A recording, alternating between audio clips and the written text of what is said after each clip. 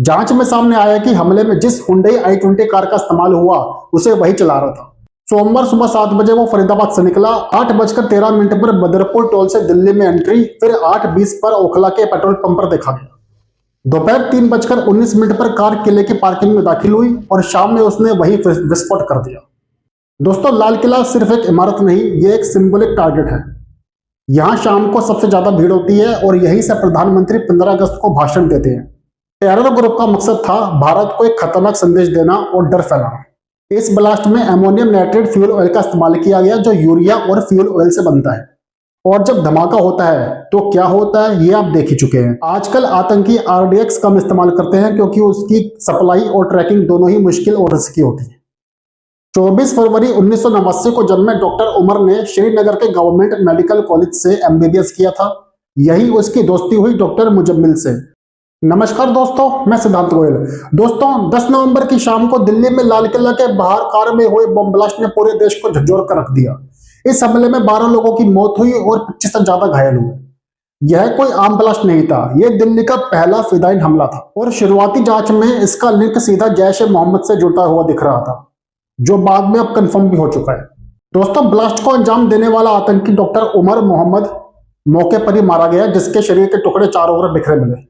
जांच में सामने आया कि हमले में जिस हुंडई i20 कार का इस्तेमाल हुआ उसे वही चला रहा था। सोमवार सुबह 7 बजे वो फरीदाबाद से निकला। 8:13 पर बदरपुर टोल से दिल्ली में एंट्री, फिर 8:20 पर ओखला के पेट्रोल पंप पर देखा गया। दोपहर 3:19 पर कार किले की पार्किंग में दाखिल हुई और शाम में उसने वही विस्फोट कर दिया। दोस्तों, लाल किला सिर्फ एक इमारत नहीं, ये एक सिंबॉलिक टारगेट है। यहाँ शाम को सबसे ज्यादा भीड़ होती है और यहीं से प्रधानमंत्री 15 अगस्त को भाषण देते हैं।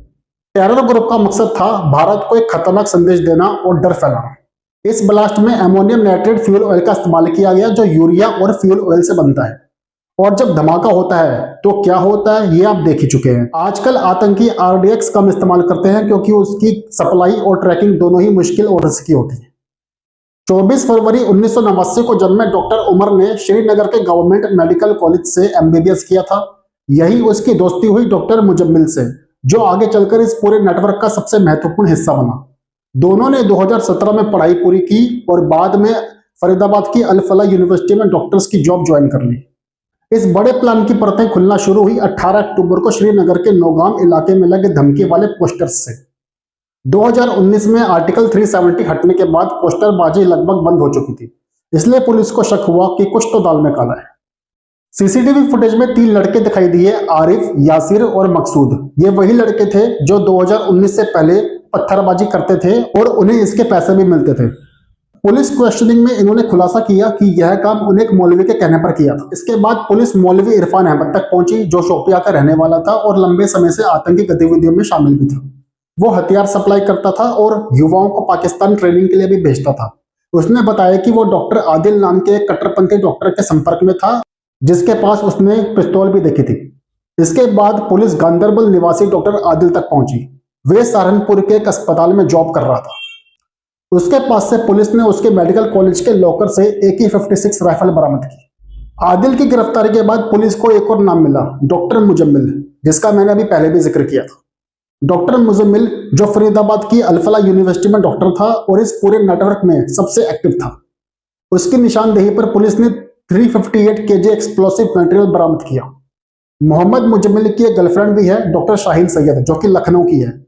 उसके पास AK-47 छिपाकर रखी गई थी। गिरफ्तारी से पहले उसने घबराकर राइफल को डंपिंग साइट में फेंक दिया, जिसे पुलिस ने बाद में बरामद किया। पूछताछ में एक और नाम सामने आया, हाजी इश्तियाक, जो कि हरियाणा के मेवात का रहने वाला है।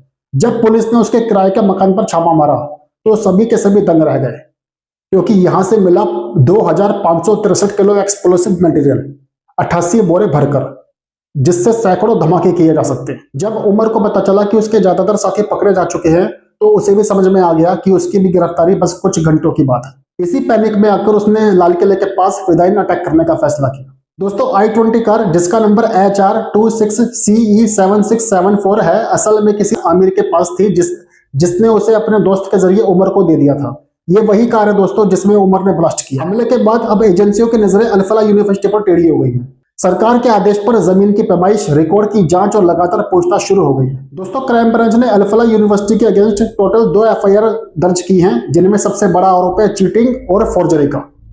जांच में पता चला कि यूनिवर्सिटी की ओर से कई डॉक्यूमेंट्स और अप्रूवल्स को लेकर फर्जी दावे किए गए थे, जिनमें कुछ ऐसे लेटर्स भी हैं जो गवर्नमेंट एजेंसीज या यूजीसी की तरफ से बनाए गए थे, लेकिन बाद में फेक पाए गए।